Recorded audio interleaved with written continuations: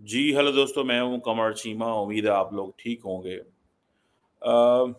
दोस्तों, भारत के defence minister Rajnath Singh साहब जो हैं अ, उन्होंने एक बड़ी इम्पोर्टेंट स्टेटमेंट दी है। उन्होंने कहा है कि भारतीय फ़ौज को बिल्कुल तैयार रहना चाहिए for an unexpected war, unexpected. देखें, इसका मतलब इसके काफ़ी मीनिंग्स हैं, ठीक है जी? कि क्यों राजनाथ सिंह साहब को ये कहना पड़ा। बेसिकली लखनऊ के अंदर एक कॉन्फ्रेंस हो रही थी, जॉइंट कमांडर्स कॉन्फ्रेंस, वहाँ पे ये उन्होंने बात की। उन्होंने कहा इंडिया एक पीस लविंग नेशन है। सारे ही पीस लविंग होते हैं वैसे, कोई मुल्क दुनिया में ये नहीं कहता कि हम जो है ना जंग करना चाहते हैं। वो हर मुल्क यही कहता है हमारे लिए हालात ऐसे पैदा कर दिए कि हमें जंग में जाना पड़ा। Everyone says this but anyhow so this is what he is saying. और इंडिया बेसिकली अपनी आर्म्ड फोर्सेस को ट्रांसफ़ॉर्म कर रहा है। एक जॉइंट मिलिट्री विज़न जो है वो लेके आना चाह रहा है, लेकिन इंडिया के ऊपर तनकीद भी बहुत ज़्यादा हो रही है फ्रॉम विदिन इंडिया कि जिस अंदाज़ से बीजेपी पिछले 10-15 साल से काम कर रही है, ये जो है दे आर क्रिएटिंग सांगीज़ not the other way around. ये कोई फ़ौज तैयार नहीं कर रहे, मतलब ये उनके ऊपर बड़ा क्रिटिसिज़्म आ रहा है। सो जो डॉक्टर जयशंकर पूरी दुनिया में भाग रहे हैं, राजनाथ सिंह भाग रहे हैं और वो कोशिश कर रहे हैं कि हमें मिलिट्री हार्डवेयर मिले, हम वो कर सकें। क्योंकि ये कहा जा रहा है कि जो जो इंडिया के लिए जो बड़ा थ्रेट है वो पीपल्स लिबरेशन आर्मी है एंड पाकिस्तान आर्मी, ठीक है। पीएलए जिसे चाइनीज़ आर्मी आप कहते हैं, चाइनीज़ आर्मी जो है ना उसका बड़ा तरीका बड़ा डिफरेंट है काम करने का। पाकिस्तान का तो ज़ाहिर बात है डिफरेंट तरीका है। हमें वो बहुत अच्छे से जानते हैं। ठीक है जी। कहा जा रहा है कि जो पीएलए है, पीएलए का जो तरीक़ाकार है, ये मेथड है, वो होगा शॉक एंड ऑ। ठीक है जी। ये शॉक एंड ऑ क एक वो कैम्पेन होगी, ठीक है जी। और ये आप देखें कि क्या इंडियंस जो हैं उसके लिए रेडी हैं? ये एक बड़ा इम्पोर्टेंट सवाल है। क्या इंडियन उसके लिए रेडी हैं या नहीं है? ठीक है। और दूसरा ये है कि अ, इंडिया की जो कैपेबिलिटी डेवलपमेंट है, ठीक है? उसके ऊपर बड़ा काम हो रहा है। लेकिन क्वेश्चन ये हो रहा है कि स्पेस में इंडिया क्या कर रहा है?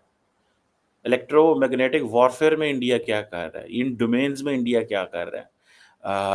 बहरहाल ये एक जिसे वो कहेंगे ना इट्स नॉट एन ये कोई ईज़ी सब्जेक्ट नहीं है। लेकिन जो राजनाथ सिंह साहब की स्टेटमेंट है, अगर हम सिर्फ़ उसी को ही डिस्कस करें और वो जिसे कहेंगे ना वो पैगाम जो देते हैं, वो कुछ और दे रहे हैं। मिसाल के तौर पे जो इंडिया का मैसेज है दुनिया को वो विश्वदेव कुतुम्बकम है जिसे कहते हैं ना कि हम अमन की बात करते हैं, इस तरह की जो जियोपॉलिटिकल सिचुएशन है इसके हवाले से।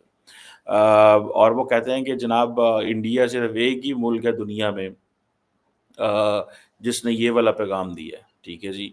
और इंडिया जो है वो अमन की बात करेगा, लेकिन कोई बंदा इस बात को मानने को तैयार नहीं। क्या पाकिस्तान इस बात को मानने को तैयार है? इंडिया ने 76 अरब डॉलर डिफेंस बजट रखा है, क्या पाकिस्तान ये बात मानेगा ये अमन करना चाहता है?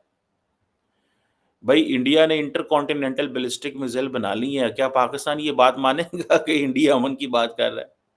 इंडिया ने जो अपना न्यूक्लियर ट्रायड कंप्लीट किया है, क्या ये पाकिस्तान मानता है कि ये इंडिया जो है वो अमन की बात कर रहा है?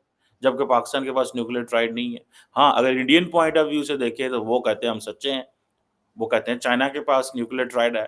वो कहते हैं चाइना के पास इंटरकॉन्टिनेंटल बैलिस्टिक मिसाइल है। वो कहते हैं हमने चाइना की जो है वो हमने बीजिंग तक पहुँचना है। हमने हमारे जो टारगेट हैं अब फॉर एग्ज़ाम्पल इंडिया के ऊपर जो इंटरकॉन्टिनेंटल बैलिस्टिक मिसाइल की जो क्रिटिसिज़्म हुआ है या उनके ऊपर उनको देखा गया है, क्या है? भई India is emerging as a bigger player. Target बेशक 8000 किलोमीटर कौन-सा ऐसा मुल्क है जो 7000 यानी कि इंडिया यहाँ से मार करे दिल्ली से और जाए मिसाइल यूरोप। हाल है ना। इंडिया का दुश्मन यहाँ पाकिस्तान है या चाइना, खुल्लम-खुल्ला जिसकी बात की जाए कि जिसे इंडिया कह सकता है। ठीक है जी। अब इंडिया कह रहा है जी हम अपनी आर्म्ड फोर्सेस को ट्रांसफ़ॉर्म करना चाहते हैं। हम अपनी आर्म फोर्सेस को ट्रांसफ़ॉर्म करना चाहते हैं फॉर द फ्यूचर वॉर्स, ठीक है जी? और वो बात करते हैं साइनर्जी की, स्विफ्ट एंड प्रोपोर्शनेट रिस्पॉन्स क्या होगा? प्रोपोर्शनेट रिस्पॉन्स कोई नहीं होता, याद रखें किसी भी वॉर के अंदर। आपने रिस्पॉन्स एंड देन फिर इस प्रोपोर्शनेट रिस्पॉन्स की डेफिनिशन में ना कि for example if the war doesn't enter into the nuclear domain, we will not get into the nuclear domain. हम आपको कन्वेंशनल है तो कन्वेंशनली रिस्पॉन्स देंगे। सिनर्जी होगी मतलब आपकी जो तमाम आर्म फोर्सेस हैं, they are going to collaborate, they are going to engage, ठीक है जी? ये जो जॉइंट कमांडर्स कॉन्फ्रेंस है, ये जो थिएटराइज़ेशन प्रोजेक्ट है, I don't know whether this theatrisation कितना कामयाब अभी तक हुआ है, ठीक है? लेकिन जो असल इंडिया का प्रॉब्लम होना है, वो कल को जो स्पेस वॉर होनी है।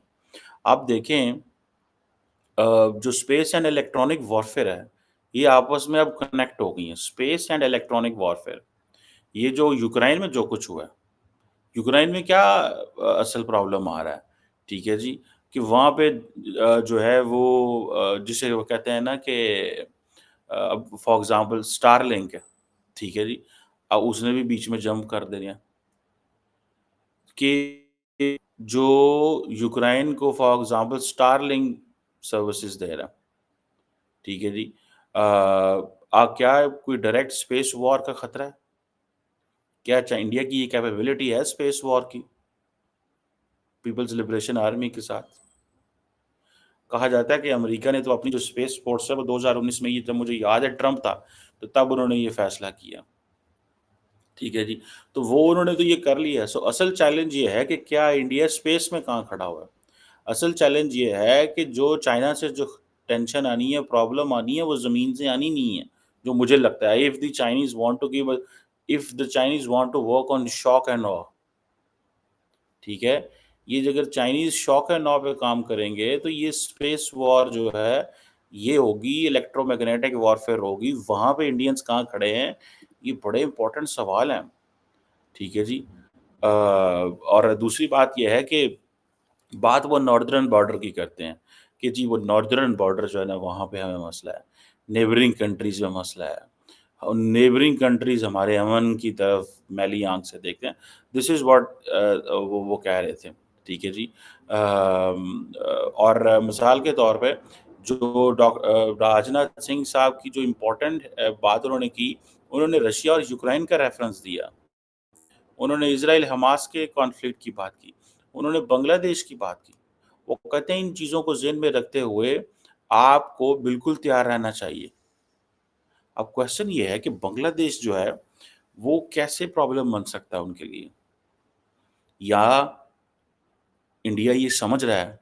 देखिए जब ये फ़ौज है ना फ़ौज, अगर आप फ़ौज को देखें, तो दुनिया के बहुत सारे मुल्कों की जो फ़ौजें हैं अगर आप उनको सोचने का अंदाज़ देखें ना, तो वो वैसे अवाम की तरह नहीं सोचते। वो सिनेरियोज़ पे सोचते हैं, सिनेरियो बिल्ड करते हैं। बांग्लादेश के अंदर मोहम्मद यूनुस आ गया, मोहम्मद यूनुस आ गया है, सिविल सोसाइटी की ओपिनियन क्या है, फ़ौज की ओपिनियन क्या है, मीडिया की ओपिनियन क्या है, क्या हो सकता है आइंदा आने वाले दिनों के अंदर वहाँ पे, इंडिया कहाँ खड़ा हुआ है बांग्लादेश के अंदर। इसीलिए ये तो राजनाथ सिंह ने बांग्लादेश की बात की है ना कि अनएक्सपेक्टेड वॉर हो सकती है, unexpected. So be prepared for the unexpected. So वो क्या समझते हैं कि जो इन बांग्लादेश की फ़ौज है, कल को it can work for the Chinese? ये सवाल है।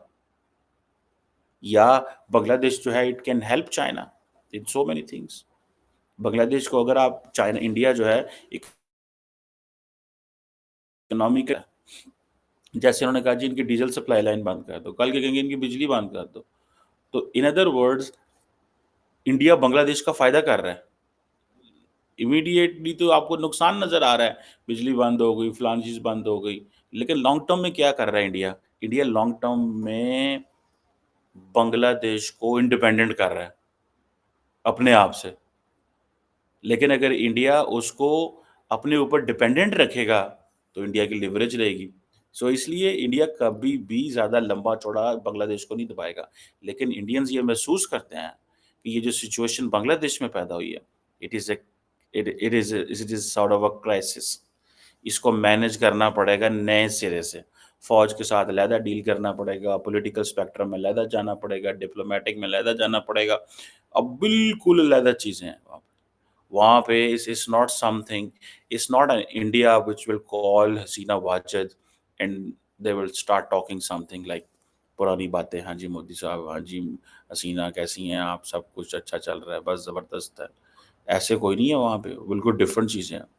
सो ये जो अभी जॉइंट कमांडर्स कॉन्फ्रेंस हुई है, ठीक है जी, ये joint commanders conference is something which is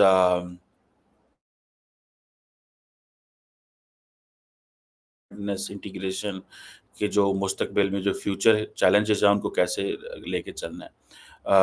ये एक मैं तो इसको ऐसे देख रहा हूँ, लेकिन ज़ाती तौर पे अगर मुझे आप पूछें, तो मुझे ये लगता है, ये महसूस होता है, आई बिलीव इन दिस कि किसी न किसी जगह पे, किसी न किसी जगह के ऊपर जो ये जो राजनाथ सिंह साहब की बात है और ये जो कह रहे हैं कि बी प्रिपेयर्ड, हर वक़्त तैयार रहें, ये कोई मज़ाक थोड़ा ही है।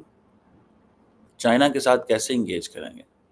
स्पेस वॉर में, इलेक्ट्रोमैग्नेटिक वॉरफेयर में, ये कभी सुना नहीं है हमने इंडियन से, ठीक है जी। अब ग्लोबल कॉन्फ्लिक्ट का जैसे मैंने कहा है कि वो रशिया-यूक्रेन वॉर को भी प्रॉब्लम समझते हैं।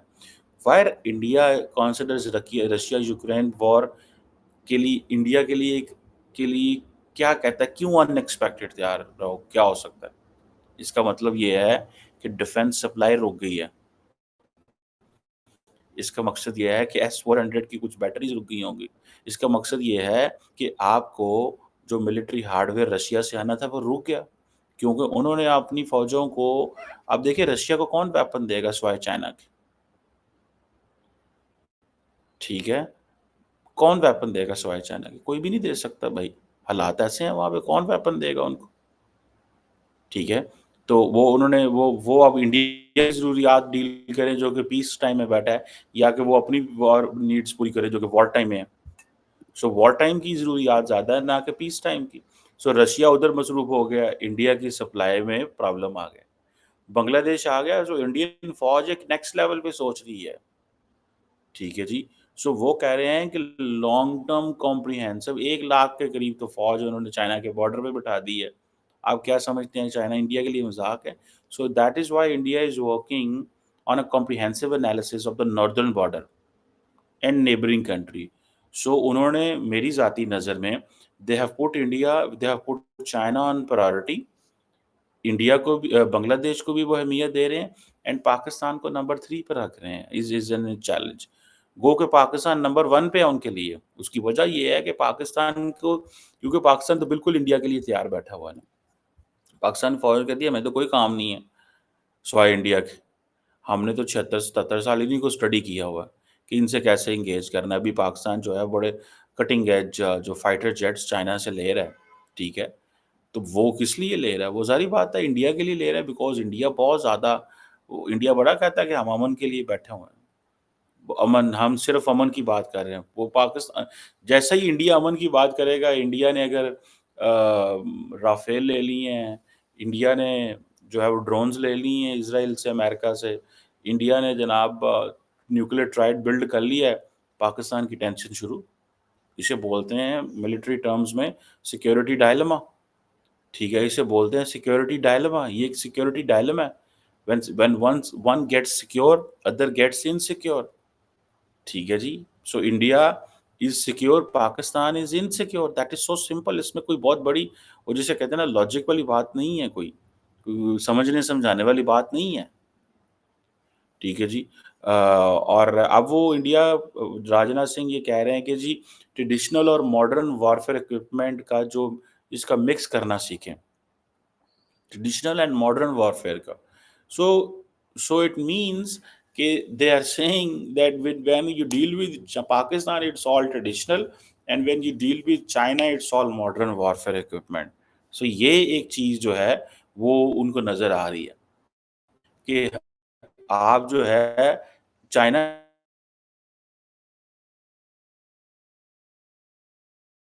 नेशनल वॉर एंड वो कहते तो हैं कि हम स्पेस एंड इलेक्ट्रॉनिक वॉरफेयर की जो डेवलपमेंट अपनी कैपेबिलिटीज़ डेवलप कर रहे हैं, ठीक ठीक है जी। And they believe India does believe this कि ये हमारी जो मॉडर्न डे के जो चैलेंजेज़ हैं, उनको टैकल करने के लिए दिस इज़ इम्पोर्टेंट, ठीक है जी। और अब ये जितनी भी लेटेस्ट टेक्नोलॉजिकल एडवांसमेंट है डाटा एंड आर्टिफिशियल इंटेलिजेंस में, मैं बस एक बात बताऊँ, the more India invest on chip making, the more India invest in semiconductors, the more India is in digitisation, the more India will go for it simply will use it for the military hardware. ये याद रखें. So once India got a capability, who will stop India? Who will stop India not to use these technologies in the military domain? ਕੱਲ ਕੋਈ ਮੁਲਕ ਕਹਿ ਸਕਦਾ ਕਿ ਭਾਵੇਂ ਤੁਹਾਡੇ ਕੋਲ ਇਹ ਹੈ ਤੇ ਤੁਸੀਂ ਇਹ ਫੌਜ ਵਾਲੇ ਕੰਮਾਂ 'ਚ ਨਹੀਂ ਲੈ ਕੇ ਜਾਣਾ ਇਹਨੂੰ. ये आप उधर नहीं लेके जाना आपने. ठीक है जी। सो ये मुझे ऐसा लगता है कि ये जो India is talking of artificial intelligence and all this, अब तो देखें एआई वेपन्स की बात हो रही है।